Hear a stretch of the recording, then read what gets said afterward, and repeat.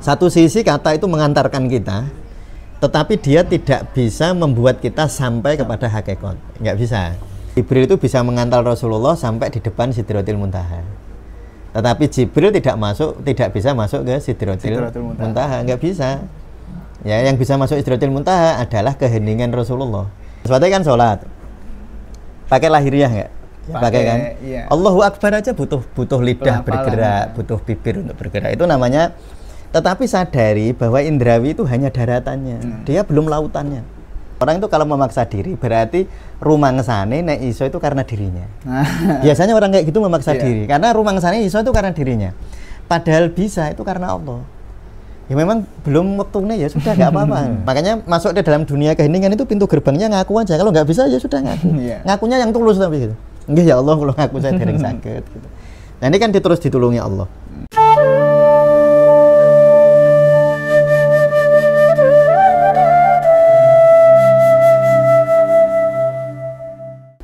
Assalamualaikum warahmatullahi wabarakatuh.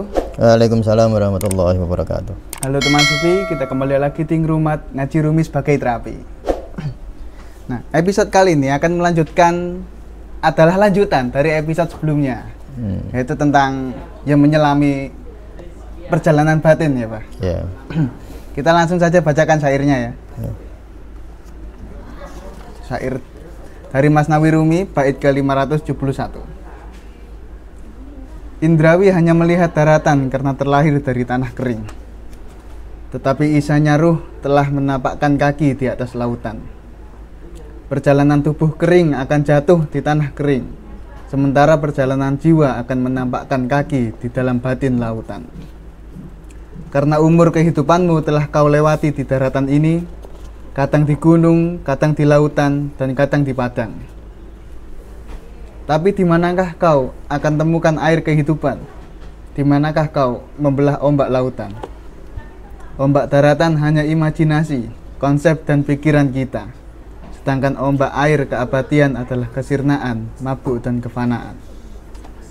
Selama kau hanya bisa mabuk ini, kau akan jatuh dari mabuk itu. Selama kau mabuk ini, kau akan buta dari cawan itu. Percakapan lahir bagai debu. Biasakanlah mendiamkan diri untuk meraih kesadaran. Nah, untuk melanjutkan syair ini, ya episode kali ini lah. Oh ya. Kita diawali dari mana dulu Pak? Ya sebenarnya kuncinya itu nanti di bait yang ke-577 itu ya Mas ya. Nah. Jadi percakapan lahir bagai debu, biasakanlah mendiamkan diri untuk meraih kesadaran. Jadi kalau kita ini ingin meraih sesuatu materi, kita harus pakai kata. Jadi kalau yang kita cari itu benda ya. Cari ilmu misalnya, ya ilmu-ilmu misalnya ilmu pengobatan. Nah, itu kan pakai kata-kata belajarnya Mas Fatih. Ya, harus. Mas Fatih belajar ilmu bekam misalnya, ya saya ngajarnya kan pakai kata-kata kan. Kan orang terus pakai bahasa batin kan enggak. Tetapi kalau Mas Fatih yang dicari adalah kesadaran. Kesadaran itu kalau dalam bahasa tasawuf itu ketakwaan. Jadi takwa itu sebenarnya maknanya kesadaran itu. Nah kalau kita ingin mencapai kesadaran, malah nggak boleh pakai kata. Oh gitu? Iya, kalau Mas Fatih hanya pakai kata-kata, tidak melampaui kata, maka Mas Fatih nggak akan sampai ke kesadaran. Misalnya gini, kemarin yang kita ceritakan, kalau Mas Fatih ingin beli pisang, awalnya kan ada kulitnya. Nah, harus ada yang bungkus. Harus ada bungkusnya. Tapi kalau mau dimakan, masa bungkusnya kalau mbok pangan kan ya orang. Nah ketika mau menikmati buah pisang ya bungkusnya lalu dilampaui. Nah waktu belajar begini ya betul, dikupas dulu. Nah waktu kita belajar begini ya, waktu kita belajar seperti ini tentu kita pakai kata-kata.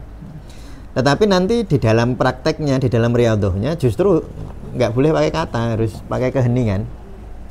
Karena gini, kalau orang terus pakai kata, nanti yang bekerja otaknya Mas. Jadi orang itu kalau pakai kata-kata itu nanti yang bekerja otak, karena verbal itu nggone nang otak, tempatnya di otak. Jadi Mas Fatih kan waktu bayi kan nggak tahu istilah desa, kota, buku kan nggak tahu kan. Lalu kan diisi oleh lingkungan, nah isinya di otak kan, memori kata-kata itu. Ya disimpan. Tapi ruhnya itu sudah ada loh waktu itu, ruhaninya itu ada, atau alam batin itu sudah ada. Tapi kata-katanya belum ada. Jadi kata-kata itu ada tempatnya lalu diletakkan di otak. Nah, kalau orang sibuk berkata-kata, yang sibuk otaknya. Iya. Kalau sibuk otaknya kayak Mas Fatih kemarin sampaikan, pikirannya jadi nggak hening. Iya kan? Pikirannya jadi ngomong terus kan, atau overthinking, atau di sini sibuk sekali, sibuk menilai sesuatu, sibuk. Oh itu warna apa, ini warna ini, sehingga waktu zikir jadi nggak bisa hening gitu ya. Karena ya banyak kata-kata tadi. Makanya satu sisi kata itu mengantarkan kita, tetapi dia tidak bisa membuat kita sampai kepada hakikat, nggak bisa. Kata-kata bisa mengantar kayak ini, kayak Jibril ya. Jibril itu bisa mengantar Rasulullah sampai di depan Sidratil Muntaha. Tetapi Jibril tidak bisa masuk ke Sidratil Muntaha, nggak bisa. Ya, yang bisa masuk Sidratil Muntaha adalah keheningan Rasulullah, adalah kefanaan. Nah ini kalau yang di bait 555 itu loh Mas. Ya. Sedangkan ombak air keabadian adalah kesirnaan, mabuk dan kefanaan. Ini dalam makna yang baik ya, kesirnaan itu kefanaan. Jadi maknanya sama aja ya, sirna maupun fana. Atau asumtu atau keheningan itu. Jadi itu adalah ombak air keabadian. Kita nggak bisa masuk ke ruang-ruang hakikat ya sebelum kita bisa melampaui kata, belum melampaui bahasa. Jadi kata dan bahasa hanya mengantarkan seperti Jibril mengantarkan di pintunya, tapi nggak bisa masuk. Sehingga kalau kita ini terlalu sibuk berkata-kata, maka kita akan kehilangan hakikat sesuatu. Karena kata-kata itu nanti seringkali menipu, kata-kata itu. Ya. Kata-kata itu sering menipu. Jadi maka Rumi lalu mengatakan ini tadi ya percakapan lahir atau kata-kata itu bagai debu saja. Biasakan mendiamkan diri. Nah, diam. Maksudnya yang diam ini bukan hanya diam ini loh ya. Bukan hanya diam yang di luar ya. Yang paling susah diam ya yang di sini. Pikiran ini ya paling susah diamnya kita ya. Ya. Ya terus gimana kalau susah Ustaz ya? Kalau susah ya matur aja sama Allah itu. Nah gitu loh. Jadi itu riadohnya sebenarnya cara paling indah ya sebenarnya itu ngaku aja sama Allah ya. Misalnya Mas Fatih ini sholat kan kemarin disampaikan as-sholatu imaduddin wa sumtu afdol ya. Bahwa sholat itu ya tiang agama tapi keheningan itu lebih utama. Nah tapi kan kadang-kadang itu tadi bagaimana biar hening gitu. Karena kalau masih bertanya, nanti jawabannya kan kata-kata lagi, Mas. Betul nggak? Iya. Mas Fatih nanya ke saya misalnya. Keheningan itu apa? Lalu saya jawab pakai kata-kata nggak? Jadi harus pakai. Pakai kan? Saya jawabnya kan harus pakai kata-kata. Iya. Gitu. Nah, nanti kalau Mas Fatih mau melakukan, Mas Fatih bayangkan dulu kan dengan kata-kata saya itu loh. Ya dipahami di sini kan? Dipahami. Nah, nanti dipahami kan di sini kan? Pakai kata-kata lagi nggak? Ya pakai. Ya sibuk lagi pikiran. Makanya ya sudah. Makanya banyak Mas guru-guru sufi ya, guru-guru yang sangat bijaksana, mereka malah kalau ditanya muridnya diem aja. Nah, memang jawaban paling bagus diem, karena setiap dijawab nanti dia akan sibuk dengan kata-kata, dengan jawaban itu gitu. Nanti repotnya setelah nggak bisa malu marah gitu. Sudah tak lakukan seperti yang sampean katakan. Ya yang kayak kasus kemarin kan.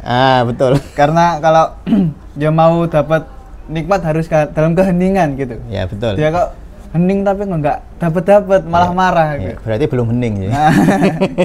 Berarti belum hening. Ya tubuhnya yang hening tapi pikirannya tidak. Ya, pikirannya kemana-mana. Jadi mulutnya bilang syukur. Ya. Tapi hatinya ya marah. Saya sudah bersyukur belum dapat rezeki. Ya karena dia hanya merasa bersyukur tapi belum bersyukur betulan. Nah sehingga kita harus seperti tadi, seperti yang kemarin ya, tutuplah telingamu dengan kapas, lepaskan penutup mata lahirmu gitu. Jadi yang menutup itu sebenarnya ya alam-alam lahiriah itu. Tetapi sekali lagi itu tetap penting gitu. Jangan dibilang nggak penting. Itu penting, tetapi itu hanyalah wadah. Ketika kamu ingin menikmatinya, kamu harus melampauinya. Misalnya contoh sholat ya. Nah ini kita langsung misalnya praktek ya Mas ya. Misalnya sholat itu kalau hanya indrawi seperti ini, mana tadi Mas? 570 ya? 71 ya. 71 ya. Indrawi hanya melihat daratan karena terlahir dari tanah kering, tetapi isanya ruh. Maksudnya ini alam ruhaniyah maksudnya. Makanya kan Isa disebut ruhullah. Karena bisa itu ruhaninya menapaki jalan-jalan yang sempurna. Tapi isanya ruh telah menapakkan kaki di atas lautan. Jadi Sholat itu kan ada indrawinya. Lah indrawi sholat itu sebenarnya hanya terlahir dari tanah kering, Mas. Kan ada syariatnya sholat ya. Mas Fatih misalnya sholat kan ada syariatnya toh. Mas Fatih sholat kebatinan apa enggak? Kan orang tetap syariat, masih syariat. Ya seorang tetap sholat loh ya. Jangan enggak sholat. Mas Fatih kan sholat. Pakai lahiriah enggak? Ya, pakai kan. Iya. Allahu Akbar aja butuh lidah bergerak, butuh bibir untuk bergerak. Itu namanya. Tetapi sadari bahwa indrawi itu hanya daratannya, dia belum lautannya. Kalau dalam bahasa sekarang itu ada istilah apa? Power and force. Power and force-nya. Ya, kalau kita lihat Hawkins misalnya, itu kan ada power and force. Sebenarnya kalau di konsep tasawuf, power and force itu ini apa namanya? Kurang lebih analoginya seperti ini. Kalau orang force itu hanya daratan. Lautan itu nah, daratan sama lautan kan banyak lautan. Nah, sebenarnya kan gitu. Jadi dan energi yang menghidupkan itu ya laut itu. Maka kalau Mas Fatih tadi misalnya sholat ya, saya ulang lagi, mungkin yang power and force bisa kita bahas nanti ya. Di lain waktu ya. Ya. Nah misalnya Mas Fatih tadi sholat kan ada lahiriahnya. Yeah. Kalau Mas Fatih hanya lahiriah sholat, maksudnya hanya sujud, 7 anggota tubuh harus nempel di tanah misalnya di bumi ya, itu syariatnya. Tetapi kalau Mas Fatih hanya berhenti di situ, nggak dihayati sholatnya, berarti ya hanya indrawi hanya melihat daratan. Ya hanya daratan aja itu, hanya sengketok itu Mas. Tapi ruang batinnya nggak kelihatan. Perjalanan tubuh kering akan jatuh ke tanah kering, sementara perjalanan jiwa akan menapakkan kaki di dalam batin lautan. Jadi Mas Fatih perjalanan lahirnya, perjalanan tubuh waktu sholat ya, kita contohkan aja sholat ya. Jadi riyadhahnya itu sholat. Sholat kan ada lahiriahnya ya, ada perjalanan tubuhnya. Yeah. Dari awal kita mengucap Allahu Akbar sampai akhir kita menggelengkan kepala mengucap salam. Itu kan perjalanan lahiriah. Tapi padahal sholat itu kan hakikinya bukan perjalanan lahiriah. Sholat itu hakikinya kan perjalanan batin, perjalanan jiwa. Maka ketika sholat perjalanan jiwa akan menakakkan. Nah harus melampaui batinnya. Misalnya contoh Allahu Akbar kan ada kata-katanya kan. Allahu Akbar. Lah ngerti artinya nah itu pertama kan tahu maknanya dulu. Lah makna itu masih di otak loh Mas, masih kata-kata loh ya. Misalnya Allahu Akbar bahasa Arab ya, terus dimaknani diartikan Allah Maha Besar. Masih di otak enggak? Masih hanya di otak. Itu belum alam batin loh itu. Tapi untuk menuju ke batin kan gitu dulu, ngerti artinya. Perlu kita tahu artinya, kita perlu melafalkannya. Ya perlu melafalkannya. Nah setelah mengucap Allahu Akbar, tahu artinya bahwa Allah Maha Besar. Lah, terus dihayati. Rasane piye lah, itu ya itu alam batin. Nah, itu loh rasanya yang itu di alam batin. Kalau yang makna sama kata-kata dan artinya itu alam lahiriah. Tetapi alam lahiriah ini tempat di mana alam lahir itu diwadahi, alam batin diwadahi ya. Nah, diwadahinya di dalam kata-kata itu. Lalu Mas Fatih menemukan rasa sholat. Berarti sholatnya totalitas. Sholat adalah perjalanan tubuh kering sekaligus perjalanan jiwa. Nah itu loh.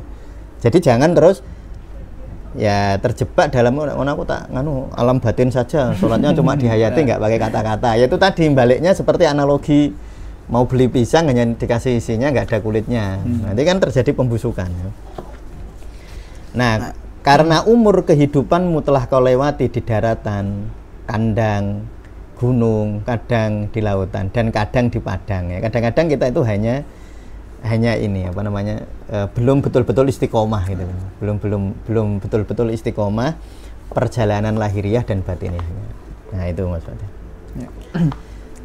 Mungkin ya kayak tadi kita ketika harus melafalkan terus harus memikirkan ya kan. Itu kan berarti kita sedang ada di daratan. Iya betul. Namun ketika kita melampauinya atau kita ya tadi merasakan pelafalannya, merasakan apa yang kita pikirkan ya. Iya. Itu berarti kita udah jadi itu apa? Di lautan gampang gitu ya. Iya. Tapi menariknya sini di 575 ini Pak. Ombak daratan hanya imajinasi, konsep dan pikiran kita. Nah, itu kan berarti aku dapat kasus kayak gini Pak. Apa ya orang yang tadi yang belum bisa merasakannya, belum bisa merasakannya Pak. Kan tadi kalau kita udah ngomong kita harus merasakan apa yang kita pikirkan. Terus kok dia merasa oh ini ini kok nggak ada rasanya gitu. Itu kan berarti ya sama kayak ini, itu Ya, hanya betul. konsep atau yang ada di pikiran kita tadi kan Pak. Iya. Cara gampangnya tadi matur ke Gusti Allah. Ya betul. kan? Jadi sebenarnya riyadhahnya itu ya sederhana ya. Sederhananya itu ya ngaku aja memang belum bisa gitu. Ah, iya. Jadi jangan belum bisa tapi lalu memaksa diri. Nanti akhirnya itu stres baru, Mas. Kan banyak itu orang yang banget pengennya bertasawuf tetapi memaksa diri. Kalau memaksa diri sebenarnya tanda gini loh. Orang itu kalau memaksa diri berarti rumangsane nek iso itu karena dirinya. Biasanya orang kayak gitu memaksa diri karena rumangsane iso itu karena dirinya. Padahal bisa itu karena Allah. Ya memang belum waktunya ya sudah nggak apa-apa. Kan banyak itu yang konsultasi kayak kita kan ya. Saya udah belajar sufi sudah lama kok saya nggak bisa lalu marah. Marah kepada dirinya maksudnya. Marah kepada dirinya karena itu tadi rumangsane dia merasa bahwa bisa itu karena dirinya. Padahal enggak. Nah itu jadinya ini. Makanya masuk di dalam dunia keheningan itu pintu gerbangnya ngaku aja. Kalau nggak bisa ya sudah ngaku. Ngakunya yang tulus tapi gitu. Enggak ya Allah kalau ngaku saya dereng sakit gitu. Nah ini kan terus ditulungi Allah. Iya kan? Coba kalau Mas Fatih jalan-jalan di jalan terus. Mas Fatih terus ngomong sama orang misalnya mau nanya Gunung Lawu itu mana gitu. Terus Mas Fatih itu mau bertanya tapi sok tahu. Kan Gunung Lawu itu sini kan, kalau belok sini udah berapa aja nih? Yang ditanya jengkel nggak kira-kira? Ya jengkel harusnya. Wah iya, nggak ngaku. Jadi yang ditulungi kan kalau mboten ngertos Pak, Gunung Lawu itu mana ya? Nah, kalau kita tulus bertanya lalu memang nggak tahu kan terus dikasih tahu. Tapi kalau nggak tahu tapi sok tahu atau merasa bahwa dirinya itu yang bisa tahu itu. Akhirnya yang tidak ditolong, nggak dikasih tahu. Jadi ya sudah ngaku aja. Jadi ngaku itu pintu gerbang menuju keheningan. Ya ngaku. Sedangkan ombak air keabadian adalah kesirnaan. Kesirnaan itu kan hilangnya aku tuh loh Mas. Mulane ngaku wae. Ngaku wae. Jadi ngaku itu tahu bahwa ini karena aku gitu. Bahwa keakuanku inilah sebenarnya penghalangnya. Gitu. Itu namanya ngaku. Ya mengaku. Nanti kan masuk. Jadi paling ya, jadi pengalaman kita ya. Jadi paling gampang perjalanan spiritual itu sebenarnya perjalanan pengakuan. Kayak gini loh kalau contohnya. Kalau iblis kan salah karena nggak mau menghormat kepada Nabi Adam. Iblis kan salah ya. Lalu dia cari alasan salah tapi nggak ngaku, makanya dilaknat iblis itu. Imam Dauri itu gitu. Kenapa iblis dilaknat? Karena iblis itu salah tapi nggak ngaku. Tapi kalau Nabi Adam salah terus ngaku, Rabbana dzalamna anfusana fa illam taghfir lana wa tarhamna lanakunanna minal khasirin. Maka lalu iblis dilaknat, Nabi Adam dirahmati. Nah, makanya itu perjalanannya gitu. Tapi kebanyakan kita itu enggak, kalau enggak bisa marah. Marahnya bisa kepada gurunya. Yang paling bahaya marah pada dirinya, Mas. Itu bahaya betul. Dan nanti kalau marah pada dirinya, nanti bisa sakit jiwa. Iya, problem-problem sakit jiwa itu kan ya makanya kan banyak ya. Banyaklah selentang-selentingan yang sering kita dengarkan. Ojo belajar ilmu ngono-ngono. Nanti kamu nek ora kuat ngono dadi edan. Gitu kan banyak enggak kayak gitu. Banyak. Ya itu karena itu tadi karena egonya yang jalan. Jadi belajar itu saya selalu bilang harus ada guru. Tapi guru yang paling penting ku niate. Ketawaduannya. Jadi ketawaduan, kerendah hatian itu guru terbaik. Jadi kalau orang iso udah ngaku aja dan nggak apa-apa, harus sadar bahwa orang iso lah itu ya kehendake Gusti Allah gitu. Iya kan? Lalu jangan ini saya nggak bisa loh. Akhirnya dia marah pada dirinya kan. Nanti akhirnya kepalanya pusing, mukul-mukul tembok gitu. Karena dia marah kepada dirinya. Orang yang marah kepada dirinya itu berarti dia merasa bahwa dia sebenarnya yang bisa harus saya gitu. Padahal orang iso asli. Kita itu nggak akan bisa kalau nggak ditolong Allah. Gitu. Mulanya kan dungane ihdinas siratal mustaqim. Ya Allah berilah saya jalan. Gitu. Yang ngasih siapa? Ya Allah, bukan kita gitu loh. Ini saya pesen karena ini kasusnya banyak. Kasus orang kepengen bersufi tapi nggak bisa lalu malah gelisah. Gitu. Padahal nggak bisa itu ya kehendak Allah juga. Belum bisa itu ya kehendak Allah. Sudah ngaku aja yang nggak bisa nggak apa-apa. Ya nggak apa-apa. Yang betul-betul nggak apa-apa. Tapi ngaku. Nah, jadi kalau orang nggak bisa nggak ngaku, lah itu jadi masalah Mas. Tapi kalau orang nggak bisa dia ngaku, itu terbukanya pintu batin. Nah itu jadi sebenarnya ya tidak menjadi rumit tuh karena kita itu tadi loh mencari cara terus mencari cara di kata-kata itu nggak mau segera hening itu pintu gerbangnya ngaku itu hening gitu kalau bang aku nggak bisa hening orang ngaku sampai nek ngaku kan misalnya sampean mau tadi ke Gunung Lawu ngaku ora iso. Nggih. Kalau saya kasih tahu kan diem tuh Mas Fatih, ya toh? Nggih. Ya kan butuh tenan ya toh. Nah. Diem. Tapi kalau Mas Fatih masih merasa bisa, saya kasih tahu kan Mas Fatih di sini iki tenan pora wong iki. Wah, pikirannya begini tenan. Wah, muter-muter. Dikasih tahu itu meleng, tahu nggak meleng? Iya. Tengok gitu. Nggak serius mendengarkan. Karena memang merasa nggak butuh kan. Iya. Karena rumangsane sing iso iku aku. Ya udah bisa sendiri rumah Oh iya, aku kita. iso kok. Wah, gitu. Makanya kalau bertanya, dan itu banyak ya kejadian kayak gitu itu perjalanan batin justru kadang-kadang bagus, kepenginnya bagus itu, wis pengen, tapi kadang-kadang terjebak kepada dirinya sendiri. Terjebak pada dirinya sendiri itu tadi merasa yang bisa itu aku. Padahal sampean iku iso ketemu Allah bukan karena sampean yang melaku, sampean iku dimelakokke. Makanya kalau di dalam Al-Qur'an itu simbolnya subhanalladzi asra bi abdihi laila, bahwa maha suci Allah yang memperjalankan hambanya. Jadi Rasulullah itu ora melaku, Rasulullah itu tidak berjalan, Rasulullah itu diperjalankan. Betul nggak? Iya. Iya kan? Subhanalladzi asra, subhanalladzi maha suci zat yang asra memperjalankan bi abdi hambanya lailan di waktu malam. Berarti sing melakuke Gusti Allah ya, bukan kita. Nah, bukan karena aku. Ya, jadi Rasulullah itu diperjalankan ya, bukan jalan sendiri. Jadi perjalanan ruhani itu harus menyadari gitu Mas, menyadari kerendahan hati betul. Jadi kita itu nggak bisa sampai Allah kalau tidak dikehendaki Allah, tidak diperjalankan Allah. Ya, saya kira gitu Mas Fatih. Oke. Mungkin hari ini cukup segitu aja ya Pak. Oh ya, sudah.